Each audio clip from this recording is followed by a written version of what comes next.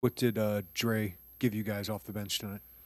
He gave us energy, and he had a great week of practice, and it's kind of like you could tell that he was gonna play good.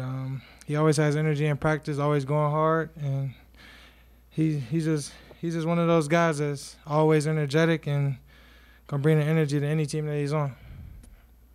Yes, Dravyn, after having some injuries in high school, what was the process of getting that explosion back? What did it kind of feel like to have that out there today? It felt good, you know.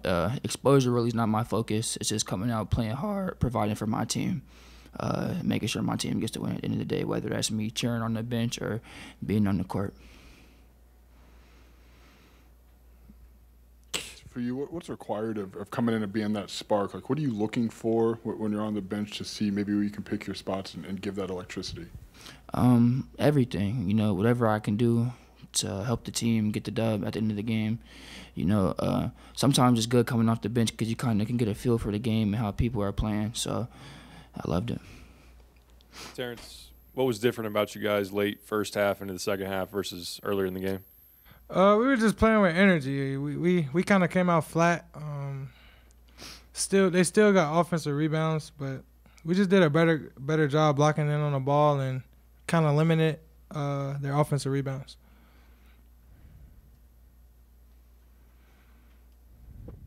Maybe just unrelated to the game, but what's with the shirt, Terrence? I'm just a big fan of Coach Brad, man. Big fan.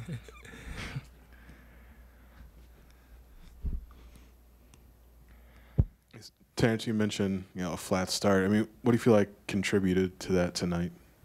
I just got to do a better job getting the team ready. I could have been better for us at the beginning too, bringing energy. But it all fall back on me. I got to do a better job leading the guys, and it'll be different against Oakland. DJ, what's Amani give you around the glass? Seems like he just has a knack for getting rebounds. Yeah, every rebound is his. It's funny you said that. On the bench, I told Coach Fraser, I'm like, man, he's special. Mm-hmm. And Coach Fraser just said, like, his arms is long. I said, nah, he's special. But he always found a way to get the rebounds. He's always in the right place. He's going to be really good for us. He's a really good player. Dre, what was your mindset coming into your first game at the college level? Was there any pregame nerves? No, not at all. You know, I feel like it's normal for every person to have a little butterflies in the stomach before the game, but you just try to shut all that out and just I tell myself every game that I played against dudes this level before, so it's nothing different than playing in high school or anything like that except the physicality. Dre, how are you, Ty, and Nico kind of approaching the opportunity you guys kind of have to kind of switch out of this point guard spot this year? Kind of just like learning from each other. Especially me, I'd say I'm learning from both of those guys. Those guys are really good point guards, and I know in the future that's probably gonna have to be a position I play a lot. So just learning off both of those guys and just getting film in and getting with Coach Ty Underwood, watching film every day, learning what I can learn. And it goes the same way for those two guys as well.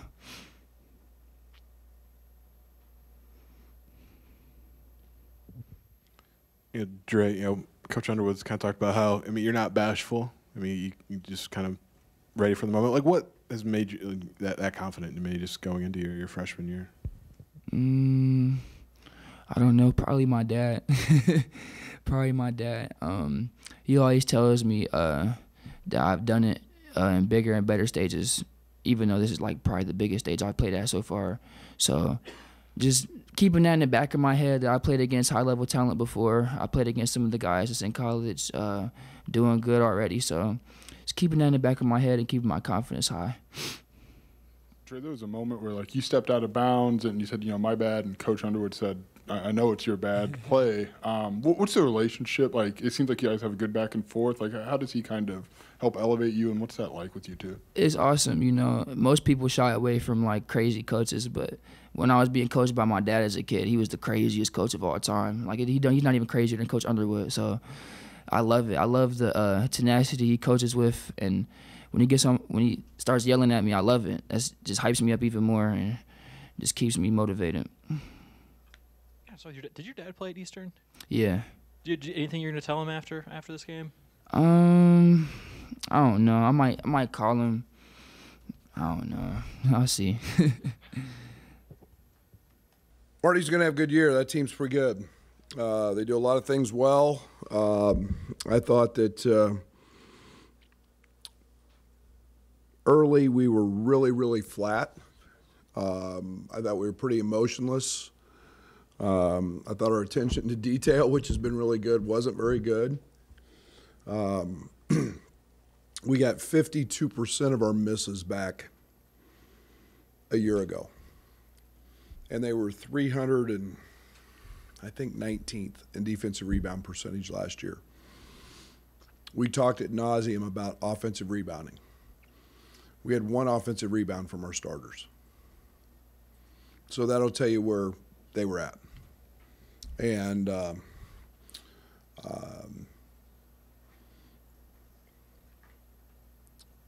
that's disappointing. I'm disappointed in that. Extremely happy with our guys off the bench. I thought Luke Goody came in and immediately sparked us. Got a couple good looks. It's no coincidence that the week before the Kansas scrimmage, Quincy Guerrier was the best player on the court. This week, it's no coincidence that Dre was the best player on the court in practice. And the correlation is very much evident in terms of their production. I thought Marcus had a tough shooting night, was elite defensive on the defensive side. On the defensive side, and then just handling his assignments. We talked about a certain ball screen action going under it and catching it. He hit every single one of them. We gave up 3 early to the middle of the court where we didn't. We busted an assignment, and Marcus was really, really solid there. And then I thought Dane and Amani both did a really, really good job of coming in. Dane established some presence in the paint. Monty finds a way in 14 minutes to get 8 rebounds. You saw that he can step out and shoot a 3. It was nice to see him play some extended minutes in a rhythm, and felt very good about Nico. He got a little sped up, but overall, I thought it was a first game win coming off a big exhibition that we didn't handle very well, but we found a way to win. And a lot of things to clean up, and we'll get to go to film, and we'll get to go to work on Oakland, who is very, very good for preparation for them on Friday. Coach, I think we heard you say that Sincere's going to redshirt. Is that correct? Correct. Okay. Correct. What went into that decision for him and on your side of it as well? Yeah, it's he's a really, really good player, and I think one of the things that he understands about his development is that he needs to get stronger. He needs to get bigger, and it's come at a little slower pace for him, and I just think that down the road, there's going to be instead of a 10-minute-a-game guy, there's going to be a 25-minute-a-game guy we know he's a very, very good defender, but there's going to be a guy that adds 15 pounds, 18 pounds. There's going to be a guy that his time will help, and that year will pay off. And then I'm so excited for him on the academic side as well. The opportunity to get put himself in a great position to graduate and then do work beyond.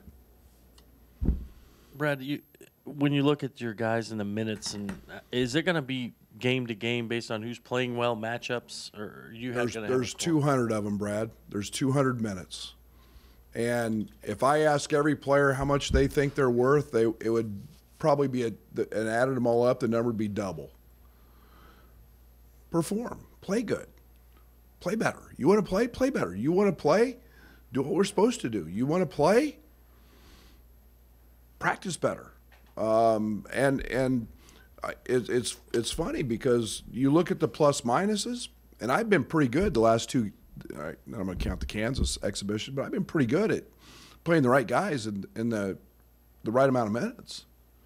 And you know, we're about trying to win this. So I don't know. Some nights somebody may have to play 30. I don't know. But boy, I'm glad I played Dravyn tonight. I'm glad I, you know, left Marcus in, and you know, I'm glad I played Amani and Dane. You know, and that's pretty comforting as a coach. Coach, you talked about Luke and the energy that he provided off the bench. Can you talk to us about the pairing of Luke and also with Dre tonight and what you liked about that setup? Shooting, scoring. You know, I'm gonna be careful with Dravyn in terms of how much I want to compliment him, because I don't want him to read it and actually think it's true. He's a gifted scorer. He can really score at all levels, and Luke's a 40+% 3-point shooter throughout his whole career, and I'm excited for that. And there's space that's available there, and driving, and you know, we're not going to have nights where, you know, Coleman has 4 or 5 threes. People are going to, you know, do something different, take that away. You know, Terrence isn't going to have games where he makes 4 or 5 threes. There'll be some different things. So it's got to come from different places. And we know that you know, Marcus is a 40+% 3-point shooter, and you know, it's about trying to find those guys, and we call them gravity guys. You know, pull defenders with them. So how do you convince Dre that it's not going to be like this every night? Well, I think he had a pretty good idea against Kansas, that it's, you know, it's a little harder, the size is a little different. But to be honest, I want him thinking that, because we've had a hard time in practice when he's with the scout team. We've had a hard time guarding him. You know, he knows how to put the ball in the basket. We saw a little bit of his athleticism on the defensive side. And when he quits making some silly mistakes on the defensive side, which all freshmen do, yeah, he's got a bright future. Coach, it seems like Coleman struggled a little bit early defensively against Hamlin. Are you comfortable with him in the guarding the rim at the 5 spot? I watched him last year against Zach Edey. I'm really comfortable with Coleman guarding anybody when Coleman wants to guard everybody and do it the right way. And so I'm pretty good with Coleman.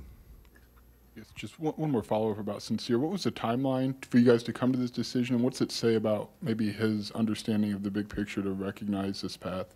Yeah, I think, you know, you involve so many people in that decision, and it's not just he and I, and it's you know, family, and you got to talk to people, and you want a sense of where we're at. You know, he's been a great teammate. He's been an unselfish guy that is